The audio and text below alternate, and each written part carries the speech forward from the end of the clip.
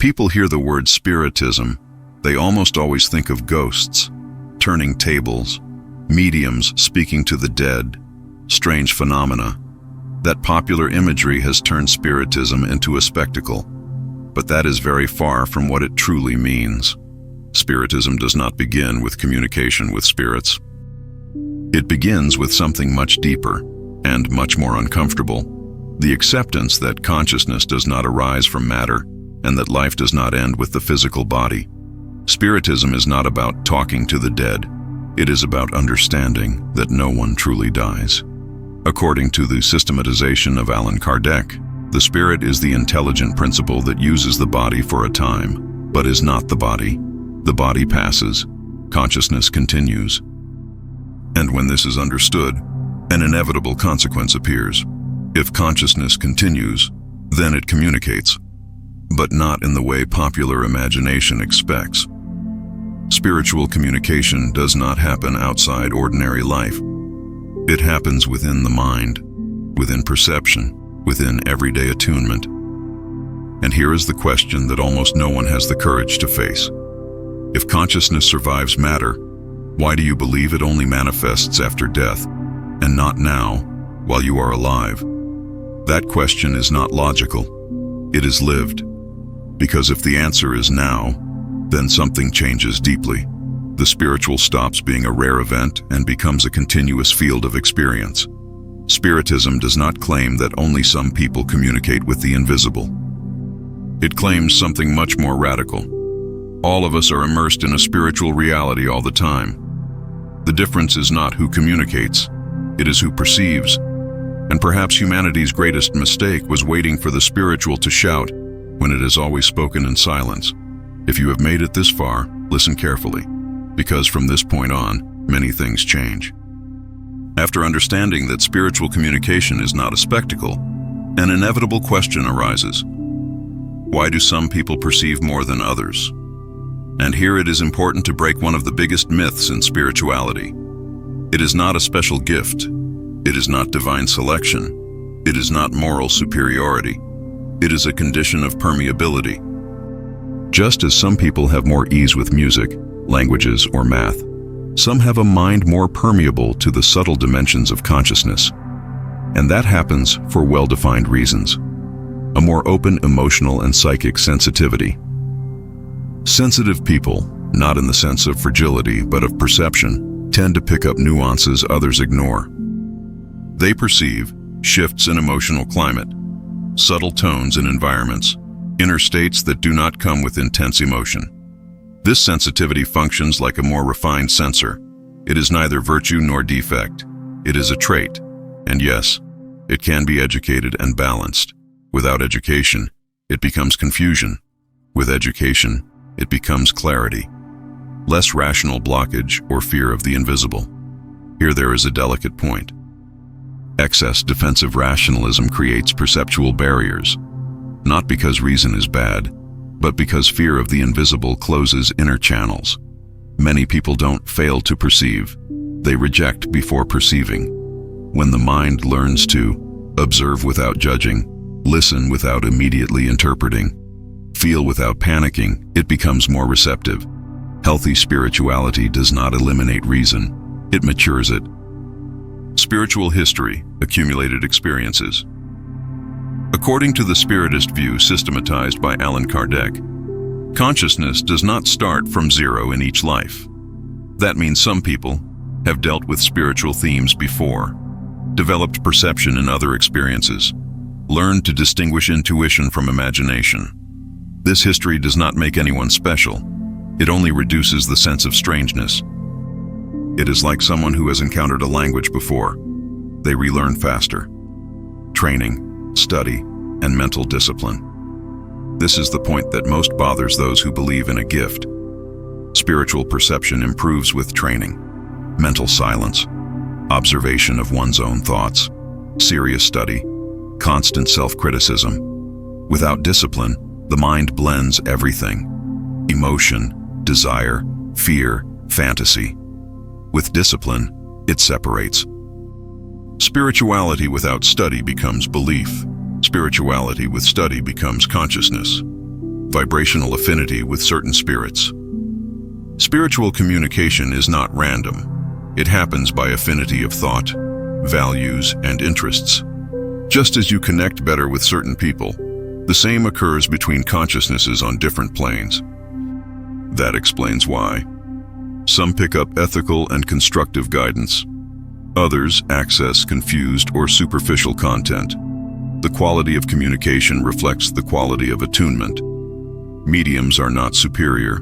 They are not chosen. They are not special. They are simply more permeable. And permeability is not privilege. It is condition. A condition that can be developed, educated, refined, or blocked. The real question is not, why can some people do it? But rather, what in me still blocks this perception? Because from here it becomes clear, spiritual communication does not separate humans into elected and excluded. It only reveals different levels of listening. If you want to understand this in a mature way, without mysticism and without fantasy, stay with me, because now we begin to talk about the most common, safest, and most ignored forms of spiritual communication. There is a silent mistake modern human beings make all the time. They expect the spiritual to be extraordinary, when in truth it is essentially simple. Most spiritual communications do not interrupt the routine, do not create emotional shock, and do not demand immediate belief. And precisely because of that, almost no one notices. Let's go through, one by one, the most common and safest in forms of spiritual communication. As you listen to the next examples, don't try to understand with the mind. Observe whether any of them have happened to you, because this is where many people begin to recognize themselves. Sudden intuitions, without exaggerated emotion. This is perhaps the purest form of communication. It appears as a brief, silent certainty, without emotional justification. It does not come with fear, nor with enthusiasm. Just a calm knowing. Everyday situation. You are about to send a message, close a deal, or make a simple decision. And without anxiety, something inside says, wait. No drama, no explanation, just a quiet knowing. Many people ignore this because they expect emotion, but true intuition does not beg for attention. Historical example, Socrates. He described exactly this kind of communication, a neutral warning that appeared only to prevent mistakes. The quieter and clearer the intuition, the more trustworthy it tends to be. Persistent thoughts that don't feel like yours. Here we are not talking about obsessive or anxious thoughts, but about ideas that return with the same form, the same logic, the same serenity. Everyday situation, an idea keeps coming back. Change your route, call someone, look into something. You are not emotionally involved, but the thought returns days later, intact. This is not urgency. It is lucid persistence. Historical example, Allan Kardec. Before dedicating himself to the study of spiritual phenomena, he reported that a clear, recurring idea followed him, to observe methodically something he did not emotionally seek. Serious spiritual communications do not pressure. They wait. Notice something important.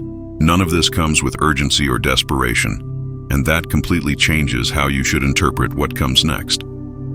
Constructive ideas that arrive ready-made. This form is often romanticized as genius, but there is a very specific pattern. The idea is not built, it is received. Everyday situation. You are not thinking about the problem, but suddenly the solution appears organized, functional, simple, without mental effort.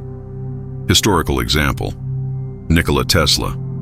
Tesla claimed he could see his inventions complete, running in his mind, before any calculation. That is not ordinary imagination. It is structured inspiration. Ideas that arrive ready-made usually do not feed the ego. They solve something useful. Internal warnings that prevent errors. This is one of the most frequent and least recognized communications because it doesn't produce a story to tell.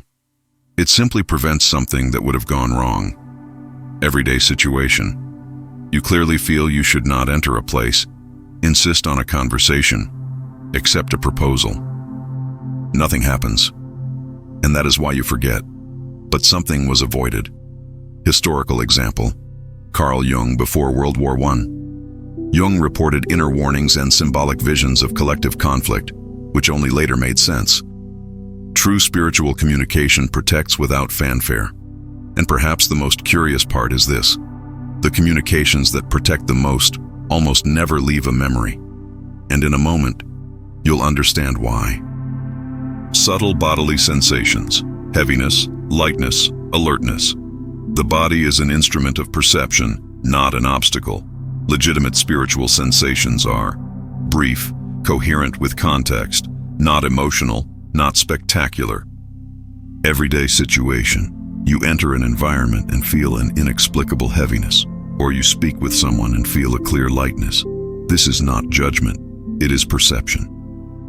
A recurring observation in serious Spiritist study: experienced mediums report that balanced communications come with stable bodily sensations, while confused content generates physical and mental discomfort.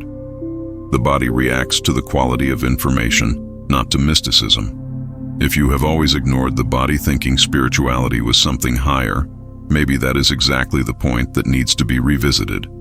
The problem is not that spiritual communication is rare. It is that it is too simple for those who expect a spectacle. Modern human beings expect loud voices, ignore silence, chase the extraordinary, despise the essential. But the safest forms of spiritual communication pass through the filter of consciousness, not emotion. Maybe you have never lived anything supernatural, but that does not mean you have never been guided. It only means you learn to ignore what doesn't shout. From here, the most delicate question arises: how do you distinguish real communication from an illusion of your own mind? That is what we are going to face now. We have arrived at the most delicate point of this entire subject, and perhaps the most neglected. Because to speak about spiritual communication without speaking about criteria is to open the door to illusion, dependency, and deception. Here we must say something plainly. Not every spirit knows what it is saying. Not every spirit tells the truth. Not every spirit is well-intentioned. Not every spirit is up to date. And none of that should shock anyone. Because spirits are not angels. They are people who are no longer embodied. There is nothing magical, nothing supernatural. This is essential. Spiritual communication is not supernatural. It does not violate the laws of nature. It happens within them. What we call supernatural is simply what we do not fully understand yet. For centuries, electricity was magic. Radiation was invisible. Radio waves were unthinkable. Today, they are basic science. In the same way, communication between consciousnesses is not a miracle. It is a natural phenomenon still in the process of being understood. From the beginning, Spiritism never claimed to know everything. It states the opposite. We live inside a reality far greater than our current capacity to explain. Maybe the error is not in the phenomenon, but in the label humanity has always placed on what it does not yet understand. Spirits are people, with everything that implies.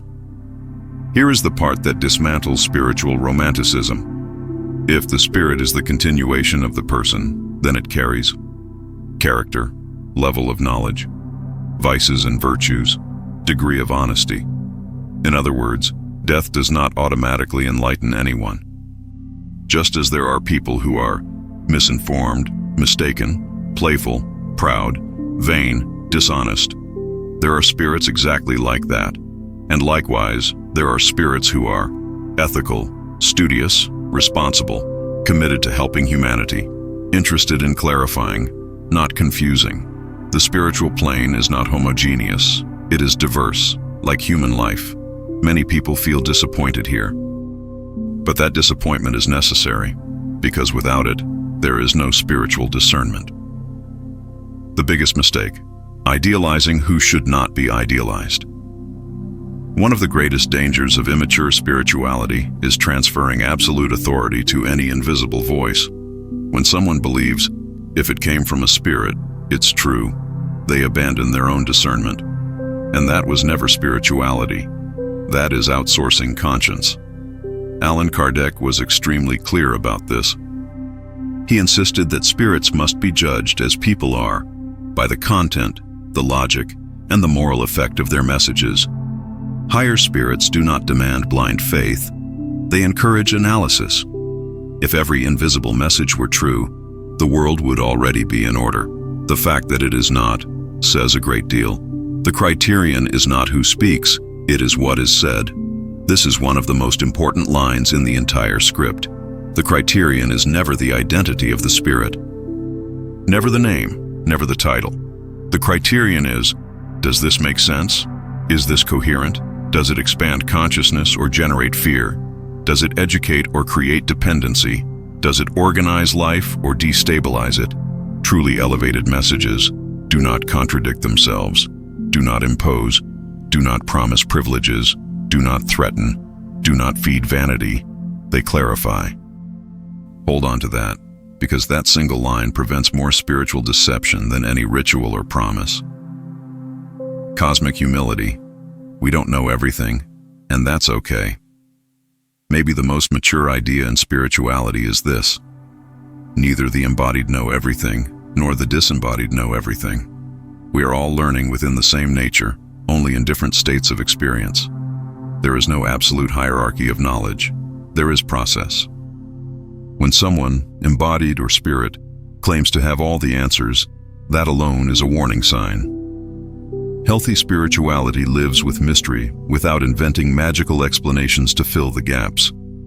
Maybe the highest spirituality is not having answers, but learning to live with questions without fabricating certainties. Spiritual communication is real, but it does not remove responsibility. It requires discernment, observation, coherence, humility.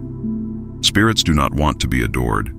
They want to be understood and questioned when necessary.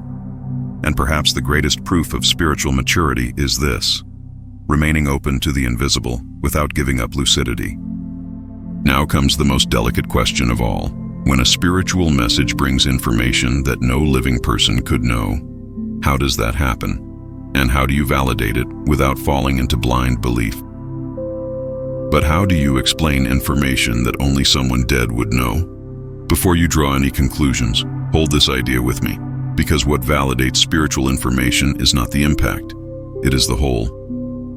We have arrived at the point that most intrigues, convinces, and at the same time demands maturity. Because yes, there are cases in which a spiritual communication presents information that is impossible to explain in a simple way. We are not talking about generic phrases. We are talking about specific data. Cases in which the communicator reports intimate facts, mentions details unknown to others, reveals hidden events, confirms information that could only be verified afterward. This is one of the strongest pillars of legitimate spiritual communication, and that is exactly why it must be handled with even more criteria. In the Spiritism systematized by Allan Kardec, these cases have a specific name: proof of spiritual identity. In other words, elements suggesting the communicating consciousness is not generic, not symbolic, and not a product of improvisation. Classic examples include intimate nicknames only the family knew, accounts of events never shared in life, details about objects, places, or private situations, information that only makes sense after it is confirmed. These details do not arise to impress. They arise as elements of recognition. But here is a crucial point. Not every correct piece of information proves, by itself, an elevated spiritual origin. Many people become convinced too quickly here, and that is exactly why this must be explored with even more care. Why even this type of information requires analysis. This is what separates mature spirituality from naive belief. Even precise information can have other possible origins, such as psychic reading by the medium.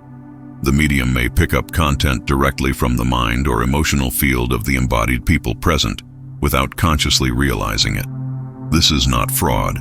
It is a real psychic phenomenon, meaning the information can be true without coming from a specific spirit. Do you see how reality is more complex than it is a spirit or it isn't? In a moment, that will become even clearer. Access to the emotional memory of the living people close to the deceased carry deep memories, often unconscious.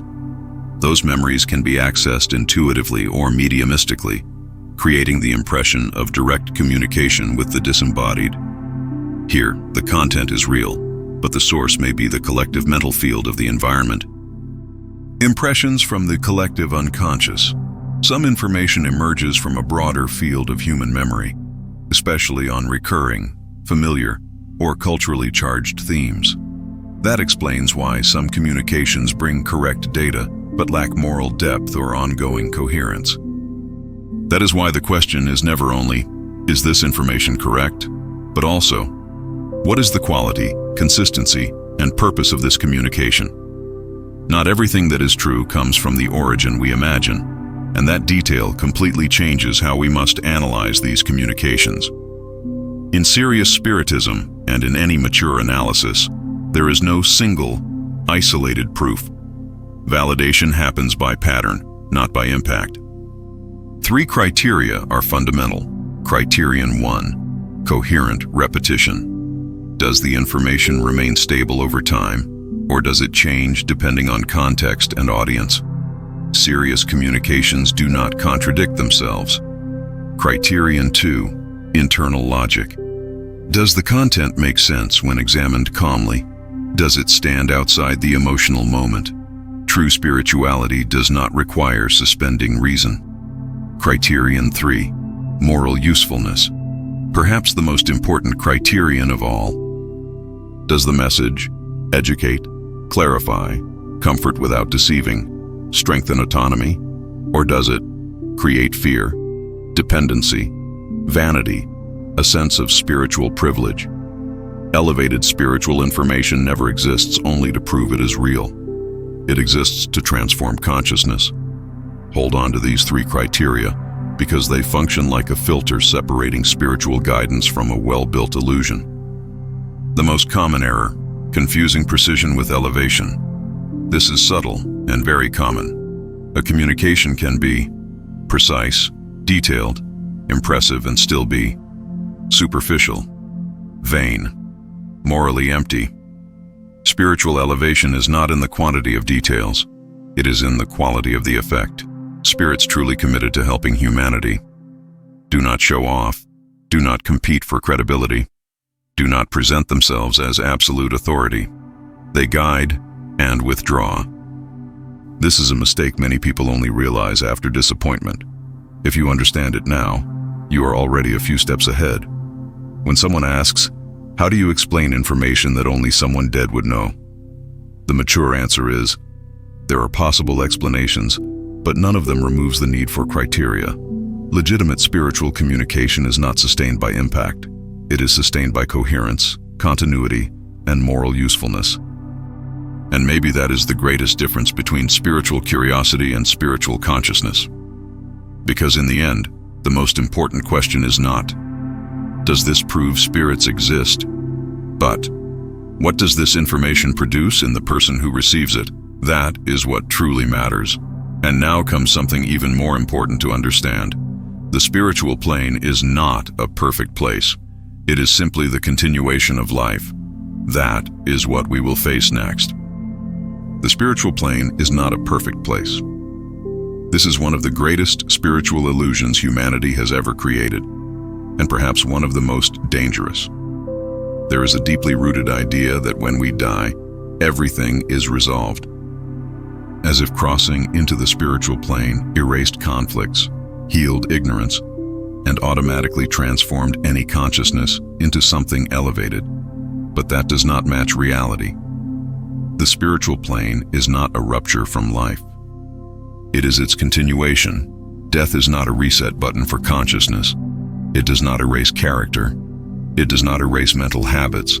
It does not erase emotional vices. What it does is simple and profound.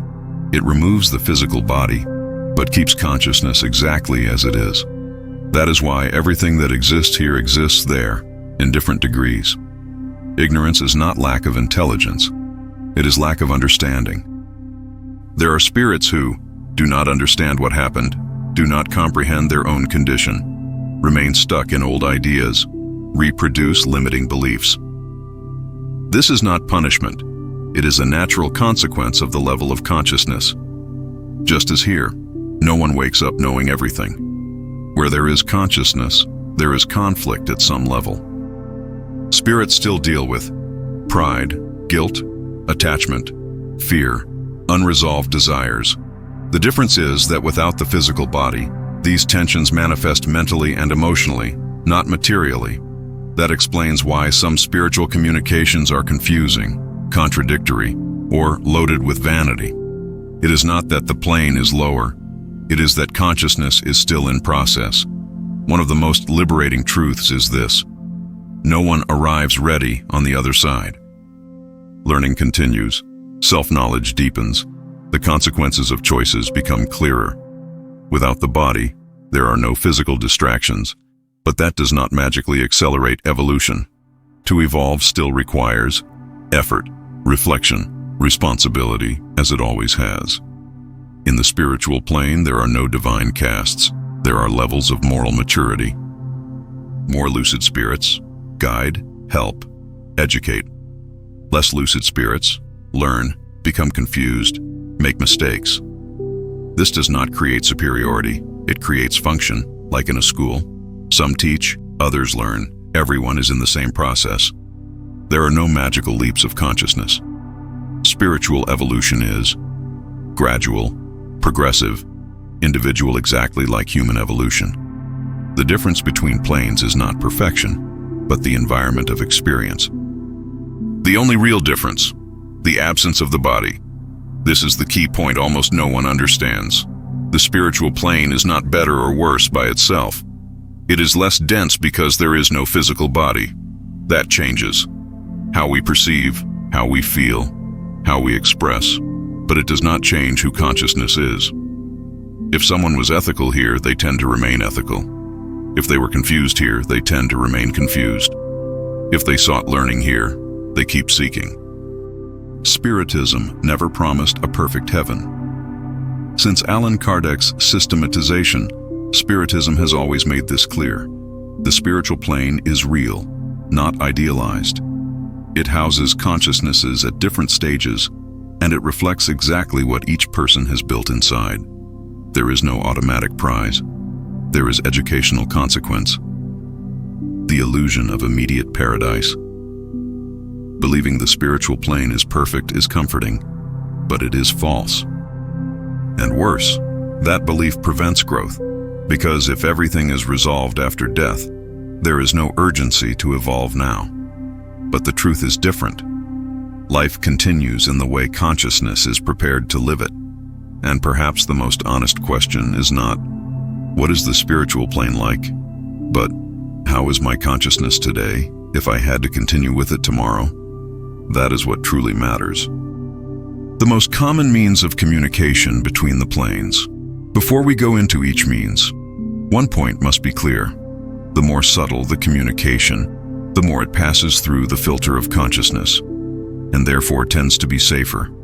The more direct and overt it is, the greater the need for criteria, because the rational filter is smaller. Number 1, intuition, the most common and most ignored. It appears as a silent knowing, without exaggerated emotion, without images, without voices. Practical example: you decide not to take a route, to postpone a conversation, or to revisit a choice without being able to explain why. And later you realize you avoided a problem. Legitimate intuition does not pressure. It simply presents itself. Number 2, mental inspiration. Here, communication arrives as organized ideas, clear reasoning, or ready solutions, without conscious effort. Practical example: you are thinking about something ordinary and suddenly illogical. Useful answer appears for a problem you were not analyzing in that moment. Constructive inspiration does not inflate the ego, it resolves. Number 3, premonitions, anticipatory perceptions, usually linked to near events. They arrive as an inner warning, not fear. Practical example: a clear sense that something will not happen as planned, and you adjust your behavior, avoiding frustration or risk. A premonition does not paralyze. It guides. Number 4. Lucid or symbolic dreams. They occur when the rational mind relaxes and perception expands. They can be symbolic or surprisingly clear. Practical example. Dreaming of someone who has passed, bringing a simple, coherent message that makes emotional and rational sense afterward. Spiritual dreams are rarely confusing. Even symbolic ones leave a clear impression. Number 5. Psychography, automatic writing. The medium writes under spiritual influence, consciously or semi-consciously. Here, the criteria must be higher. Practical example. Messages with style, vocabulary, and content different from the medium's usual pattern, maintaining moral and logical coherence over time. Serious psychography does not depend on the emotion of the environment. Number 6. Psychophony, trance speaking. The spirit expresses through the medium's speech. It is more overt and requires emotional maturity and vigilance. Practical example.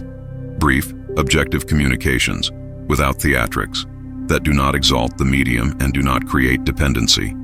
The more spectacle, the less trust. Number 7. Clairvoyance. Spiritual visual perception, symbols, scenes, or forms. It is not spiritual cinema nor continuous vision. Practical example. Mentally seeing a symbolic image that helps you understand a situation or emotional state. Reliable clairvoyance is not constant and not invasive. Number 8. Clairaudience, perception of sounds or words internally, not physically. Extremely delicate and easily confused with imagination. Practical example. Internally, hearing a short, clear, neutral phrase without emotional tone. Here, the criteria must be maximum. Not every voice is spiritual communication. Number 9. Repeated synchronicities. External events repeating with clear meaning, without forcing interpretation. Practical example. The same message appears in different conversations, books, random remarks, always in the same context. Synchronicity is not forced coincidence. It is meaningful repetition. Number 10. Clear energetic sensations. More distinct bodily perceptions. Heaviness, lightness, expansion, immediate physical alert. Practical example. Entering an environment and feeling discomfort without physical cause, or talking with someone and feeling clarity and calm. The body reacts to the quality of information, not to the speech. The common mistake is to think the spiritual must be intense to be real, but the truth is different. The more subtle, the safer communication tends to be. The more overt, the greater the need for criteria. Mature spirituality does not shout, it guides. And perhaps the most honest question is, are you seeking stronger and stronger signs, or are you learning to hear the quieter ones better? That is what defines the next level of consciousness. Spirituality is not a spectacle. After everything we have gone through, one thing must be clear. Spiritual communication does not exist to impress. It does not exist to prove anything to anyone. It does not exist to create fear, mystery, or dependency. It exists for something much simpler and much harder. It exists to guide when the mind is confused, warn when an error can be avoided, comfort without deceiving, educate without humiliating, expand consciousness without taking away autonomy that has always been the purpose. When a spiritual experience generates constant fear, anxiety, a sense of persecution, dependence on messages, mental confusion, loss of critical thinking, something has moved out of balance. That is not spirituality. That is interpretive imbalance. Clarity is the most trustworthy sign. Healthy spirituality does not take the ground from anyone. It steadies the feet. It does not fragment the mind. It organizes it. It does not infantilize. It matures. If a spiritual communication requires you to shut off reasoning, abandon discernment, or hand your life over to the will of something invisible, that is not elevation. That is abdication of consciousness. The invisible does not compete with life. One of the biggest modern mistakes is imagining spirituality as separate from practical life. as if the spiritual were on the other side and daily life were an obstacle, but the truth is the opposite. Real spirituality improves decisions, refines relationships, reduces destructive impulses, increases responsibility, expands lucidity. If it does not do that, it is incomplete or misunderstood. The most elevated communication is the one that makes you more lucid. Maybe this is the synthesis of everything. The more elevated the spiritual communication, the less dependent you become on it. Because it does not want control. It wants consciousness. It does not want followers. It wants lucid people. And that is why it does not shout. It does not invade. It does not impose. It whispers, knowing that whoever is ready to hear, hears. It is not about seeing spirits. It is about understanding life. In the end, the question was never, do you see something? The question has always been, does this make you more conscious, more ethical, and more responsible for your own life? If yes, you are on the right path. If not, something needs to be revisited. Spirituality is not an escape from reality. It is a deepening of it.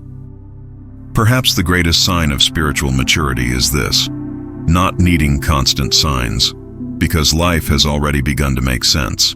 And if something invisible walks with you, it does not want to be worshipped. It wants to be understood, with lucidity, with criteria, with calm. Because true spirituality does not destabilize. It clarifies. If something invisible walks with you, it does not want to be worshipped. It wants to be understood,